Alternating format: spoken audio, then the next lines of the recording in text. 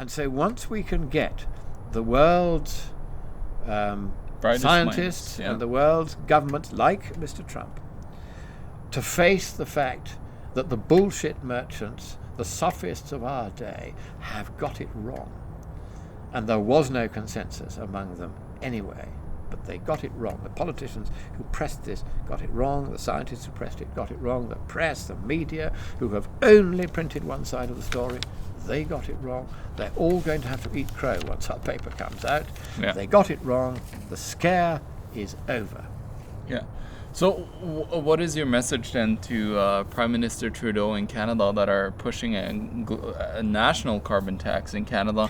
And the reason why left-wing politicians are doing this, and of course I've been following what Trudeau has been doing, these damn fool windmills all over Ontario and so on, of course, which are enormously environmentally destructive. They kill birds and bats by the million. Nobody cares, of course, because the left say it's all wonderful. Well, no, it isn't wonderful. But the reason why the fascist and communist left, and I include Trudeau in that category, I agree, are so mesmerised by this global warming thing is partly it's this atavistic desire to destroy capitalism that came from Russian communism, to which many of them privately subscribe, whatever they may say in public.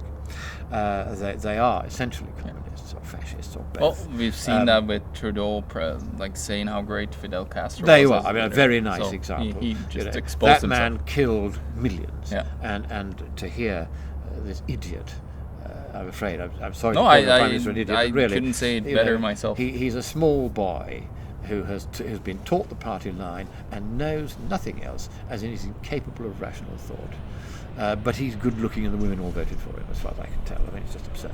So the message to President Trump is do not be diverted by the Democrats coming along and wheedling and cajoling you and saying, why can't we have a bipartisan approach on this terrible problem the planet faces?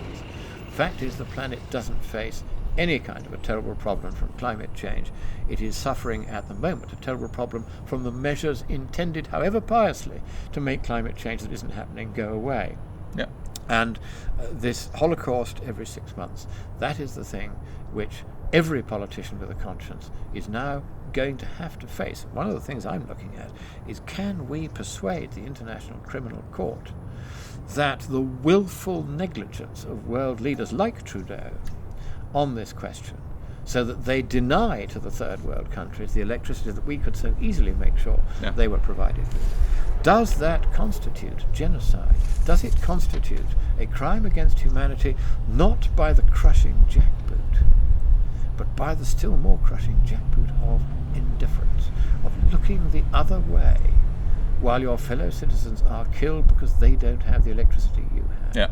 Looking the other way and then kicking those poor people in the teeth by saying they can't be allowed electricity because climate change would otherwise destroy the planet. This is nonsense. Most of them either know it's nonsense or they don't know whether it's nonsense or not, but they still say it's true. And that, as we said earlier, is just as much a fraud and therefore just as much a genocide as if they had gone with a jackpot and kicked these people until they die.